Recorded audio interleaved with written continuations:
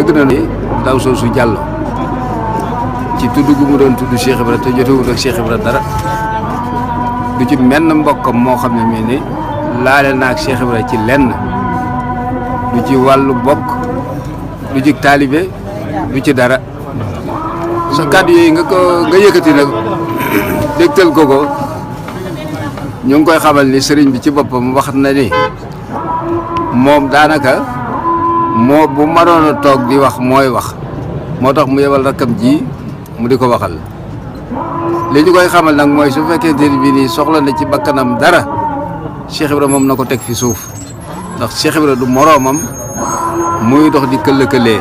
ak a wax lu ko neex kàccim yi muy kàcci na ko jëmale ca xaj Cheikh Ibra Fall doonul moroomam moo xam ni moom lay këllëkëlee duñu ko nangu nag nun ndax nun moom li nu xam mooy fas yéene jëflanteeg moom rek suñu déggatee kàddu goo xam ne gii ni bàyyi ko na ci ndaw soosu Diallo jëm si ci Cheikh Ibra Fall mu tudd ko ah dana gis lu ko naqari de noonu nag jekk nañu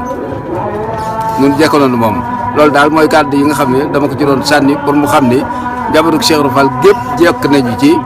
jëm si ci kawam ci bu ñu déggatee kàddu yu mu yëkkati jëmale ko ci maam Cheikh Ibra Fall loolu daal lañu bëggoon soxna soosu Diallo xam loolu yi soxna si ba ko wax sax du soxna xaj boobu Diallo laa war a wax ndax du soxna day tedd doon nit ku yiw ñu door lay mën a tudde soxna waaye ku yiwul teddoo ab xaj rek nga